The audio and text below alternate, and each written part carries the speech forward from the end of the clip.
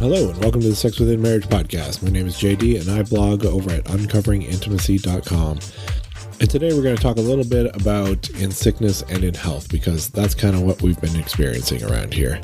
You know, the traditional wedding vows go something like, I take you to be my husband or wife, and I do promise and covenant before God and all these witnesses to be your loving and faithful wife or husband in plenty and in want, in joy and in sorrow, in sickness and in health, as long as we both shall live. You know, maybe with some minor variations here and there. And unfortunately, I don't remember my wedding vows. I remember picking some. I remember memorizing them. I remember reciting them from memory during the wedding, despite having the flu and a fever. But nearly 23 years later, I don't remember what they were. And I don't think I kept anything that had them on it. But I'm sure that they contain something like in sickness and in health. This past month, we got to test those vows. For those who are on our mailing list, you know that I've been dealing with a pinched nerve in my back, which has left my one leg nearly useless and in a lot of pain. And it's been about a month now, and I am just today starting to walk sometimes without a limp and just started driving again. I still can't walk far. My leg gets sore and tired after only a couple of minutes of being on it, but the pain is down to achy instead of I want to cut my leg off. So I'm making progress. But the last month has been challenging. For myself, well, it's been painful. You know, my nerves are short-circuited, so it hurts in varying degrees randomly, and muscles cramp up randomly, and part of my leg is numb. And it's been also exhausting because lying down makes my leg ache, and I've had a lot of sleepless nights. Some nights I can't stand to lie down anymore by about 3 a.m., and I have to get up. And it's boring as well. The meds at the beginning were so strong I couldn't even read a book or listen to one. I couldn't pay attention enough to gain anything from it. Even movies were hard to follow. And having to constantly shift, roll, etc. to try and find a comfortable position makes it really hard to watch anything with substance. I did, however, watch a lot of YouTube videos. I think I watched almost everything this one channel, Viva the Dirt League, put out. If you like video games, their videos are hilarious. Although some have some crude language, just as a warning. And I like to do things for myself. And for the last 4 weeks or so, I haven't been able to do much of anything for myself. I can't cook. I can't even make a sandwich. I can't help any household chores except sorting laundry if someone brings me the basket and puts all the folded clothes away for me after. I certainly can't move hay bales. And I haven't even seen our barn or animals in a month now because I can't walk that far. And for someone who likes to be self-sufficient, that's hard. You know, Christina sometimes gets frustrated because I don't ask for help. And it's not that I don't want to, I just don't even think to. Well, I've had to in the last 4 weeks, and it's been challenging, to be honest. My first instinct is to do it myself, and then I get scolded, and rightly so, for not resting like I should be. And it's been hard on Christina too. She's had to watch me be in pain knowing that there's nothing that can be done about it. We just have to wait it out and wait for the inflammation to go down. She's had to do all the driving, you know, the normal amount plus whatever I would normally drive, plus all the extra ER, chiropractor, massage therapy, and physiotherapy appointments, which at first was a lot while we were trying to figure out what was going on.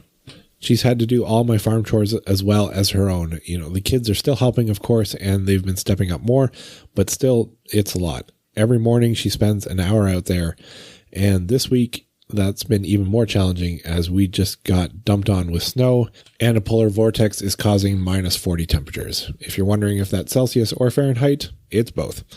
So she's had to do a lot of the scrambling around, making sure the animals are warm enough and have extra food to survive.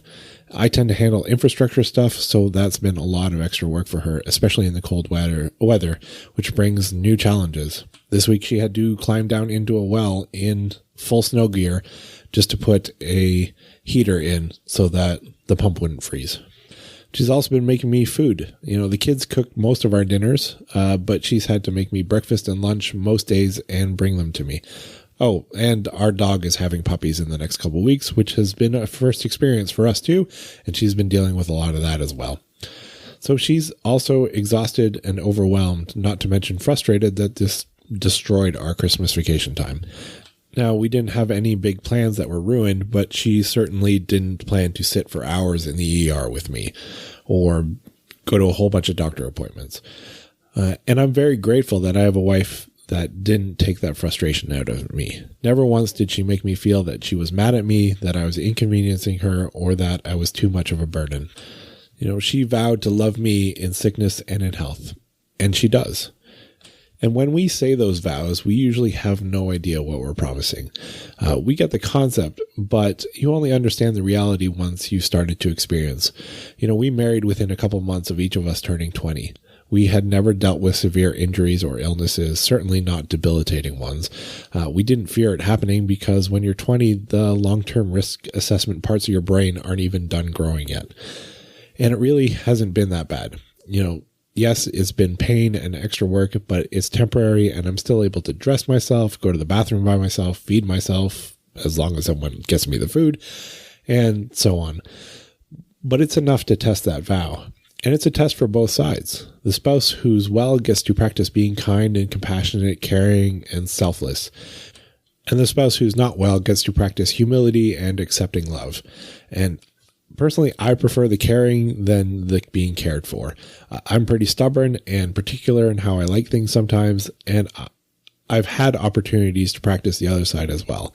Last year, Christina fell off her horse and fractured a vertebrae in her spine. She was actually stuck in bed for a while, so she had to rely on help way more than I did. And while trying and managing everything was hard, and I didn't do nearly as good a job as she did, I enjoyed caring for her. It sucked to see her in pain, but the serving, I don't mind that at all. And I think this is what marriage should be, seeking to serve each other daily, regardless of what that looks like. And if you both have the attitude that whatever comes up, I'm here for you, then whatever happens, you'll be all right. And don't get me wrong, we're not perfect at it by any stretch of the imagination, but I'm very grateful I have a wife who acts out her love, and I try to do the same. Because the alternative is some sort of, I'm with you so long as you benefit me mentality. Our society likes to justify the arrangement of marriage as an investment. The idea that I'll help you now, but I expect you to help me later. Kind of an equal arrangement that eventually will balance out. But what happens when it becomes uneven?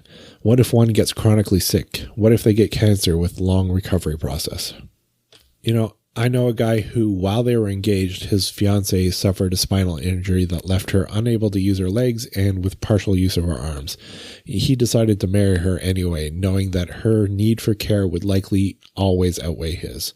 And he may be one of the few people I know who understood that part of the vow when he made it, or at least in some measure. The point is that we generally make our vows blindly, as we should. I don't know what's going to happen. We're not looking for an even arrangement or a score. I wasn't looking to weigh whether or not this was a good investment. We don't fear what will happen, but we promise that whatever happens, we're there for each other. And some may call that naive or short-sighted or childish even, but I think it's an act of faith.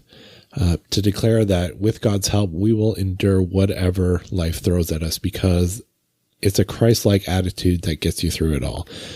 Now, whether you're a believer or not, these Christ-like qualities still determine whether or not your marriage will be solid. Love, joy, peace, patience, kindness, goodness, faithfulness, gentleness, and self-control. I don't care what your religion is. Who can argue with a list like that and what it will do for a marriage? And for those of you who are newly married, don't worry about the future. Just purpose to be there for each other, whatever may come. For those who have been through the struggles, I want to know about them. I'd love it if you'd come to the blog. You can click on the link in the show notes and share your stories in the comments. It can be anonymous. Just leave the name and email blank if you're worried, although no one but me ever sees the email addresses anyways. But I'd love to hear more testimonies from people who have survived and even thrived despite the struggles, so we can teach younger generations that this is how you do marriage. We have this passage in Titus 2, verses 2-6 that says, older men are to be sober-minded, dignified, self-controlled, sound in faith, in love, and in steadfast. Older women likewise are to be reverent in their behavior, not slanderous or slaves to much wine. They are to teach what is good, and so train the younger women to love their husbands and children, be self-controlled, pure, working at home, kind, and submissive to their own husbands, that the word of God may not be reviled. Likewise, urge the younger men to be self-controlled. So there's this message of the elders teaching the youngers this is how you do life. This is how you be married. This is how you show love. This is how you control yourself, and be kind to each other and respect and love each other. And I don't know if the church ever did this well, but I don't feel it's done well today. Our supporters forum, I think, is trying to do this. We have a mix of older and younger marriages. We even had a couple join just before they got married to start with a community of support. And I love it when someone asks a question because they've hit a new situation and many people chime in to offer their perspectives and experiences. We just had one such thread this week that I had no experience with, but many others jumped in to help and share. And if you want to be a part of something like that to help us grow, whether you're newly married, young in your marriage, in the thick of it, or enjoying the fruits of your decades of labor, I would love to have you there. But regardless, I would love to hear your stories if you're willing to share them. This above is part of mine, and I want to thank you in advance for helping those who are just starting out or heading into their own struggles. And that's all I have to say for today. We'll talk to you next time.